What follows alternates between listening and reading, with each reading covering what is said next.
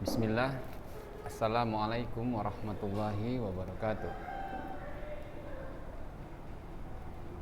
Alhamdulillah. Wassalatu wassalamu ala rasulillahi amma ba'du. Apa kabar anak-anak Ustaz? Saya harapkan semua antum dalam keadaan sehat, selalu dalam lindungan Allah Subhanahu wa taala, dan tetap semangat untuk mengikuti pembelajaran ini anak-anak Ustaz. Baiklah anak-anak Ustaz, hari ini ya, qadarullah kita melanjutkan pembelajaran kita secara daring ya. Jadi tentunya hal ini sudah sering ya, sudah terbiasa antum pembelajaran ini. Mudah-mudahan kita bisa mengikutinya dengan baik. Baik, anak-anak Ustadz, antum boleh siapkan peralatan antum untuk bisa mencatat materi-materi yang akan Ustadz berikan. Kita masuk kepada materi kerajinan, yaitu wirausaha produk kerajinan hiasan dari limbah ya. Tentunya ya, kerajinan sebagai bagian dari industri kreatif ya anak-anak Ustadz ya. Kemudian bahan baku limbah juga dan perencanaannya. Baik, di bab pertama ini ya. Nah, tentunya kalau kita bicara limbah, anak-anak Ustadz juga sudah memahami apa itu limbah ya. Apa itu limbah? Nah, hanya saja di sini kita membuat produk-produk kerajinan itu sebagai fungsi hias ya anak-anak Ustadz ya, dari limbah. Ya, sebagai untuk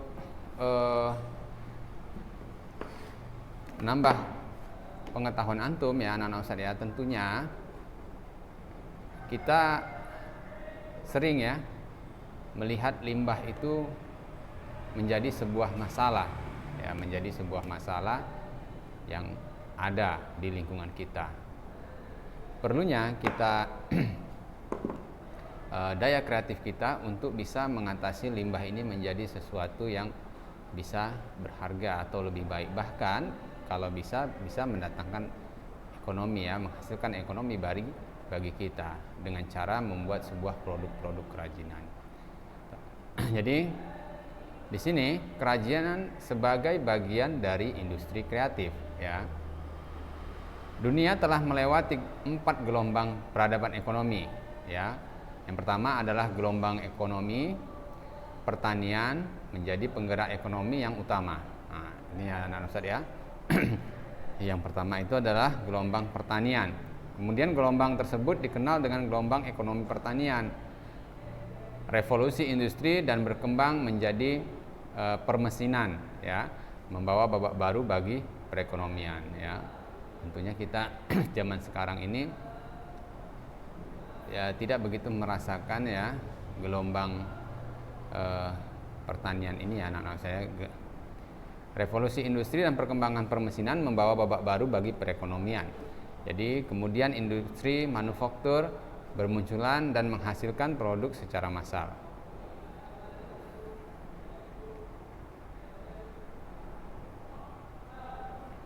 Produk dari industri massal menjadi motor penggerak utama ekonomi. Gelombang ini disebut juga dengan gelombang ekonomi industri. Gelombang berikutnya muncul sebagai akibat dari inovasi bidang teknologi, informasi teknologi. Ya, gelombang ketiga disebut sebagai gelombang ekonomi informasi. Sarana dan sumber daya fisik memiliki keterbatasan. Ide dan gagasan kreatif dapat memberikan solusi untuk keterbatasan fisik yang ada. Ide kreatif membuat ekonomi terus tumbuh. Gelombang dengan ide kreatif sebagai penggerak disebut gelombang ekonomi kreatif. Pada gelombang ini industri kreatif menjadi penggerak utamanya. Nah, ini anak-anak Ustadz ya. Jadi ada 4 gelombang, yaitu pertama adalah gelombang pertanian, ini yang perlu antum catat. Kemudian ada perkembangan permesinan industri ya.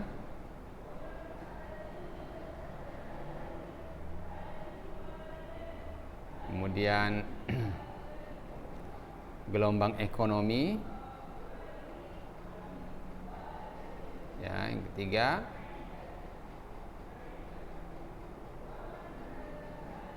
kemudian gelombang teknologi informasi.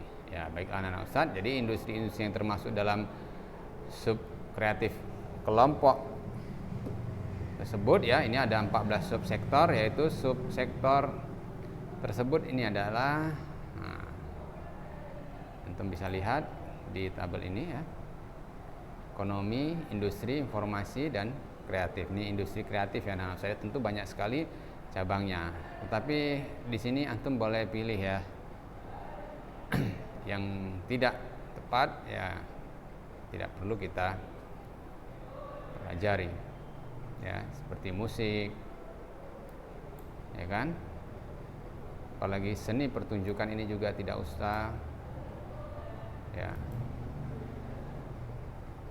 Yang lain seperti arsitektur, kerajinan, fashion, desain, pasar dan barang seni ya, periklanan, percetakan, riset dan pengembangan ya, film, video, dan fotografi. Kewirausahaan produk kerajinan ya, hukum ekonomi dasar menjelaskan hubungan antara ketersediaan barang di pasar atau supply dan permintaan pembeli atau demand. Titik temu permintaan dan pengadaan adalah penetapan harga jual. Ketersediaan barang yang melebihi permintaan pembeli akan menurunkan harga barang. Sebaliknya, ketersediaan barang yang lebih rendah daripada permintaan pembeli dapat menyebabkan harga barang menjadi tinggi. Nah, ini analog saya lihat, tentunya kalau misalnya kita permintaannya barangnya tinggi tapi ketersediaan barangnya rendah, maka harga bisa menjadi lebih tinggi ya anak Ustadz. Industri kerajinan hanya menghasilkan jumlah barang yang terbatas ya, dalam rentang waktu tertentu. Berbeda dengan industri manufaktur yang mampu menghasilkan produk dalam jumlah besar dalam waktu yang singkat. Ya tentunya ya anak-anak Ustadz, kalau kita berbicara tentang kerajinan ya, kerajinan ini biasanya ya dikerjakan dengan cara manual ya anak-anak Ustadz ya, dengan tangan manusia langsung, handmade ya. Tentunya berbeda ya dengan industri yang mampu ya memproduksi dalam jumlah besar dalam waktu yang singkat ya, karena menggunakan mesin. Nah, jadi di sini terlihat perbedaannya ya. Hal tersebut memberikan peluang produk kerajinan dengan keunikannya untuk memasuki pasar sebagai produk dengan jumlah terbatas ya, tentunya ya, disebut limited edition ya. Produk yang unik dengan jumlah terbatas dapat memiliki harga jual yang tinggi. Ya, kalau misalnya juga produk-produk yang unik ya, itu pasti memiliki harga yang tinggi, apalagi dengan jumlah yang terbatas. Tidak banyak orang bisa memilikinya, bisa ya. Nah, ini juga dapat menyebabkan harga jual yang tinggi. Nah, peluang kerajinan untuk produk dengan harga yang tinggi harus dipastikan dengan melakukan riset pasar terhadap minat dan selera pembeli. Ya tentunya anak-anak Ustadz, antum juga harus melakukan riset ya, minat para pembeli terhadap kerajinan tersebut ya, agar bisa menentukan harga. Ya. Jadi kalau walaupun terbatas produknya tapi tidak diminati ya, tentu tidak bisa membuat harga yang tinggi. Ya, hasil riset pasar akan mendasari proses perancangan produk kerajinan yang inovatif. Ya, rancangan produk terwujud melalui kegiatan wirausaha dengan didukung oleh ketersediaan sumber daya manusia. Nah, ini yang disebut dengan 3M ya anak-anak Ustadz ya, tentunya 6M maksud Ustadz. Ya tentunya antum masih ingat ya.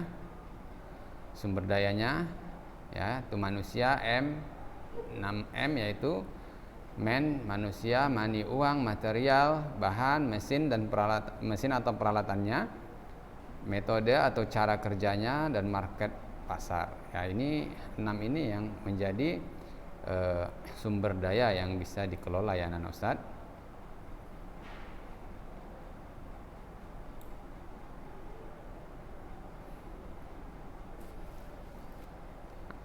Baiklah, yang pertama ini adalah manusia ya, sumber daya manusia. Ya, bisa disebutkan dengan istilah manpower atau mind power. Ya, adalah personel atau orang-orang yang terlibat dalam wirausaha tersebut. Wirausaha yang berhasil salah satunya adalah apabila berhasil mengelola sumber daya manusia yang terlibat dalam setiap proses yang terjadi di dalam usaha.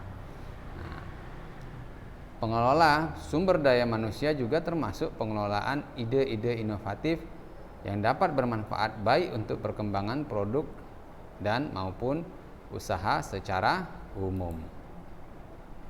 Nah, itu anak Ustadz. Ini adalah sumber daya manusia ya. Jadi adalah orang-orang ya yang terlibat dalam sebuah wirausaha tersebut. Kemudian money ya, itu dapat dipahami sebagai dana atau modal usaha. Perputaran uang melalui pengeluaran dan pemasukan yang terjadi dalam usaha tersebut. Kemampuan mengelola untuk ya, uang masuk, kemampuan mengelola keuntungan ya yang diperoleh dari pengembangan usaha agar bisa menjadi lebih besar. Nah, ini tentunya dibutuhkan pengelolaan yang baik ya anak Ustadz.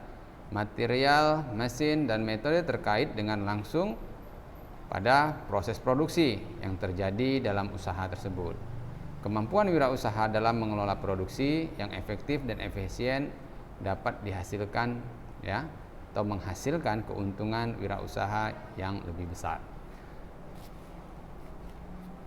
Ini anak Ustadz ya. Jadi ada faktor manusia ya, kemudian uang atau permodalannya,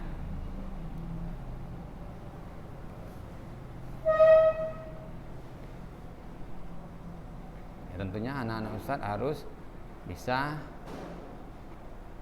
ya, catat ini 6M.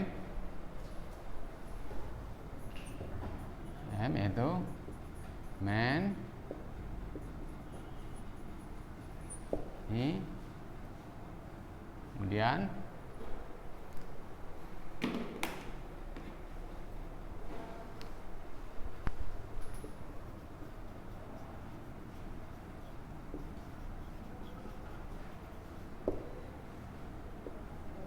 man, money, material, mesin,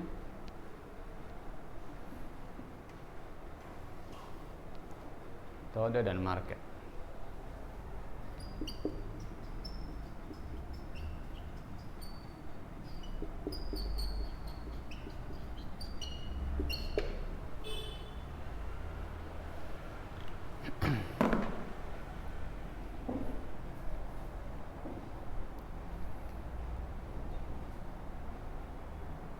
Baiklah, yang ketiga adalah money ya, atau modal usaha. Ya, ini tadi sudah. Yang keempat, market adalah pasar. Ya, sasaran produk yang dihasilkan oleh suatu usaha. Nah, ini pasar ya anak Ustadz. Pengetahuan tentang pasar sasaran menjadi salah satu kunci penting untuk menghasilkan suatu usaha. Wirausaha dikembangkan berdasarkan pada kebutuhan dan keinginan pasar. Dengan demikian, peluang produk diserap pasar akan lebih besar. Riset tentang pasar bertujuan pula untuk mengenali pesaing yang ada di pasar tersebut. Posisi suatu usaha terhadap persaingan harus diketahui oleh wirausahawan agar dapat memenangkan persaingan. Persaingan yang terjadi dapat dipengaruhi rancangan produk yang akan dibuat serta keputusan penetapan harga jual. Ini anak-anak Ustadz ya, antum perlu juga melakukan riset pasar ya. Jadi pengetahuan tentang sasaran ya, sasaran apa yang dibutuhkan oleh banyak masyarakat ya, bisa antum melakukan ini. Nah, ini ada riset pasar, hasil risetnya, pengembangan produk, hasil rancangan dan proses, bahan, peralatan, dan cara kerjanya, kemudian dapat hasil produknya, didistribusikan, dan pemasaran. Baru masuk barangnya ke pasar. Setelah itu antum boleh evaluasi. Nah, ini tahapan-tahapannya anak-anak Ustaz ya.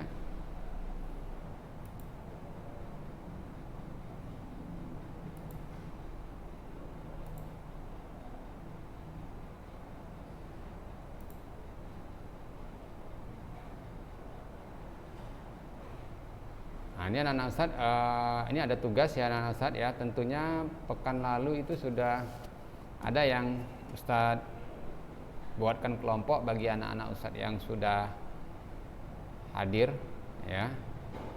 Jadi antum boleh berdiskusi dengan kelompok yang kemarin ya. Jadi pikirkan kerajinan khas yang ada di daerah atau sekitar antum, kerajinannya ya, ataupun kerajinan yang ada di daerah di Indonesia, boleh juga ya. Nah, Ustaz ya. Kemudian antum diskusikan, buat sebuah skema wirausaha kerajinannya seperti gambar nomor 12 ini ya Ustaz ya. Ini antum buat skemanya. Ya, antum lihat buat nanti hasil rancangannya seperti apa antum buat ya. Kemudian proses produksi bahannya apa saja, ya, peralatan dan kerjanya, hasil produknya seperti apa. Misalnya pada pekan yang lalu kita membuat rancangan sebuah tas misalnya ya. Nah, antum masih riset ya, tas yang seperti apa yang dibutuhkan ya. Kemudian antum buat rancangannya yang seperti apa yang cocok.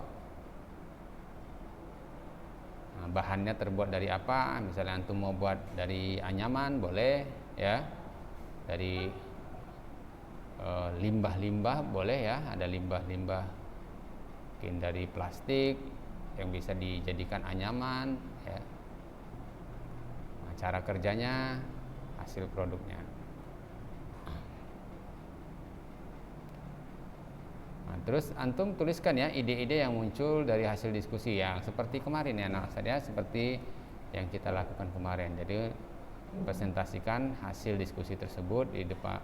Nanti nggak perlu antum presentasikan ini di depan kelas, tapi antum boleh memberikan hasil dari diskusi antum itu ke Ustadz langsung ya anak saya. Antum boleh kirim ke WA Ustadz ya. Jadi tidak perlu kita dengarkan diskusi hasil presentasi yang lain. Antum setiap kelompok kirimkan saja langsung kepada Ustadz. Baik ya anak Ustadz, jika nanti ada yang ingin antum tanyakan boleh langsung ya menghubungi Ustadz. Nah, jadi di sini antum disuruh, Ustadz ulangi lagi ya, memperhatikan ya, atau pikirkanlah kerajinan khas yang ada atau yang ingin antum buat ya di lingkungan sekitar antum. Tentunya hal ini bisa antum perhatikan juga ya, material-material bahan yang ada di sekitar antum agar tidak kesulitan dalam membuat produksi produknya. Taib, ini kita sekarang masuk ke produk kerajinan hias dari bahan limbah ya. Dari bahan limbah. Tentunya produk kerajinan ya di Indonesia tuh memiliki potensi besar untuk berkembang. Kalau antum pergi ke suatu daerah tuh pasti di setiap daerah di Indonesia tuh memiliki keunikan atau mungkin kekhususan jenis kerajinannya. Jadi sumber manusia Indonesia memiliki kreativitas dan keterampilan tangan yang sangat tinggi. Nah, ini membuktikan bahwa manusia di Indonesia ini kreativitasnya, keterampilan tangannya sangat tinggi. Jadi jangan antum langsung, Ustadz, Anda nggak bisa, Ustadz, Anda nggak kreatif. Nah, jadi sebenarnya hal itu tidak tepat ya anak Ustadz ya, antum berkata seperti itu. Jadi kreativitas dan keterampilan tersebut didukung oleh keragaman hayati yang masing-masing daerah. Perkembangan industri di setiap daerah juga membuka peluang diperolehnya bahan baku untuk kerajinan. Ya. Kerajinan menampilkan keindahan dihasilkan oleh keterampilan tangan dari proses pembuatnya. Jadi sebenarnya anak-anak Ustadz, antum butuh banyak latihan saja, banyak mencoba ya untuk membuat sebuah kerajinan tangan ini ya. Kalau masalah antum hasilnya nanti belum begitu bagus, tidak masalah ya anak-anak Ustadz. Jadi salah satu produk kerajinan yang dapat dikembangkan adalah produk hiasan. Nah, ingat anak-anak Ustadz, produk hiasan anak-anak Ustadz ya. Nah, ini contohnya anak-anak Ustadz.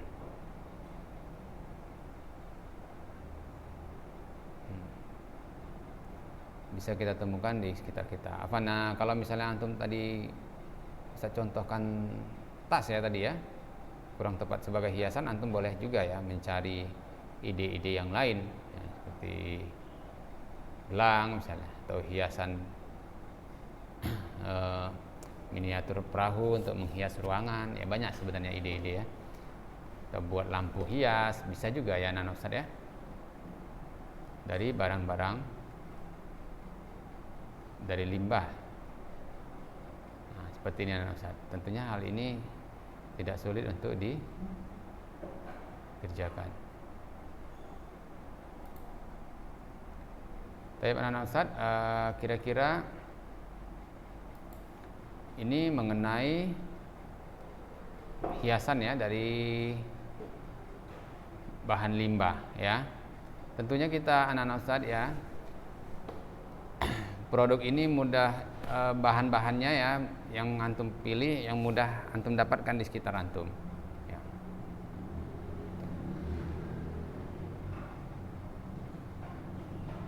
Banyak ya jenis hiasan yang bisa antum buat jadi sebuah produk. Ini misalnya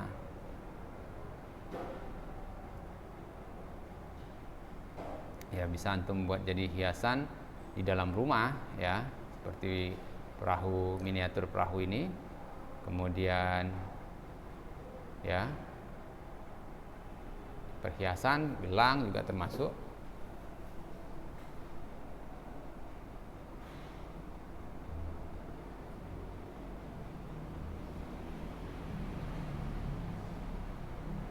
Nah, ini contoh juga. Nah, ini tentunya ini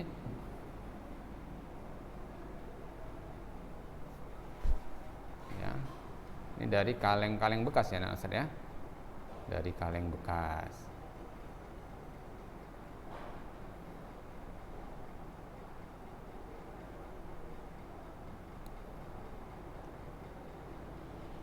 Nah, ini ya salah satu contoh hormat apresiasi personal terhadap produk hiasan.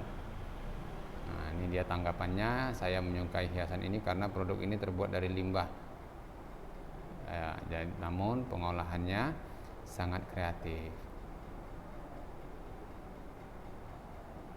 ya. Tentunya ini limbah-limbah yang mudah didapatkan anak-anak Ustadz ya. Nah, ini dia produk hiasan dan nilai estetik. Nah, ini dari kaleng-kaleng juga anak-anak Ustadz ya. Ya, produk hiasan adalah produk yang memiliki fungsi hias tentunya anak-anak Ustadz. Beberapa produk hias hanya berfungsi sebagai elemen visual aja ya, jadi memperindah suasana saja, bukan untuk bisa digunakan ya. Jadi contohnya misalnya kerajinan tadi, kincir angin tadi ya, kemudian untuk bisa hiasan seperti bingkai foto ya, untuk meletakkan gambar-gambar. Kemudian itu yang bisa kita lihat sebagai fungsi hias. Kemudian produk yang berfungsi sebagai pakai ya, dia memiliki keindahan tapi bisa difungsikan juga ya, bisa digunakan.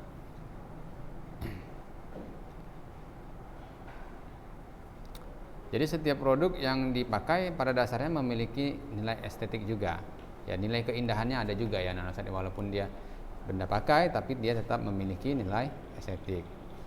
Ya, sebuah produk fungsional misalnya seperti kita lihat ada gelas kaca misalnya, ya itu fungsinya untuk minum ya anak-anak Ustadz ya, sehari-hari. tetapi tetap juga memiliki nilai estetik ya, misalnya dari bentuknya yang unik ataupun diberikan hiasan-hiasan.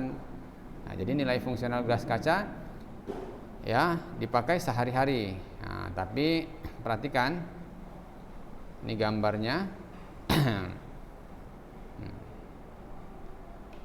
Nilai fungsional dan nilai estetiknya ada juga ya anak-anak ya. Ya tentunya ya banyaknya jenis gelas ini ada contoh 3 jenis gelas ya. Sama-sama bisa digunakan ya anak-anak ya gelasnya, tetapi yang paling tepat ya untuk dinilai sebagai nilai estetiknya itu yang ini ya anak-anak ya.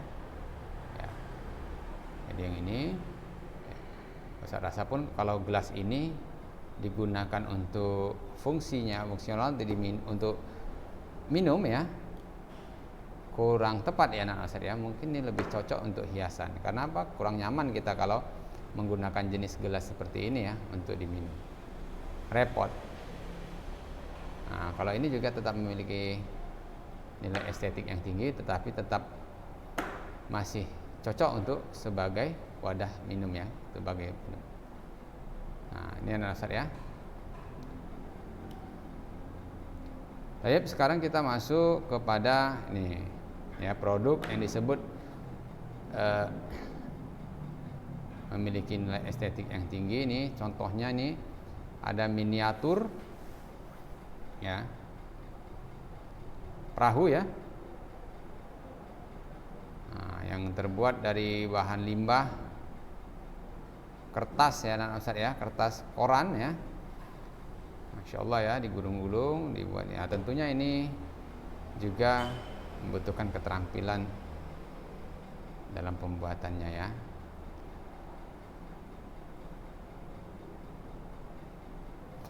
Nah, dan banyak juga ya anak-anak Ustaz ya yang perlu antum ketahui bahan limbah yang dapat dimanfaatkan ya sebagai hiasan-hiasan ya, selain kaleng, plastik, kaca, bahkan kulit telur ya, anak-anak Ustaz bisa manfaatkannya sebagai bahan untuk membuat kerajinan batok kelapa, kulit kerang, nah, ataupun ya kita sering sekali banyak melihat kertas ya, kertas ini bisa. Nah, ini contoh-contoh yang bisa antum jadikan ide dalam membuat produk kerajinan ya. Ini semua dari limbah ya anak-anak saya, dari bahan limbah. Nah, ini dari kulit kerang tentunya.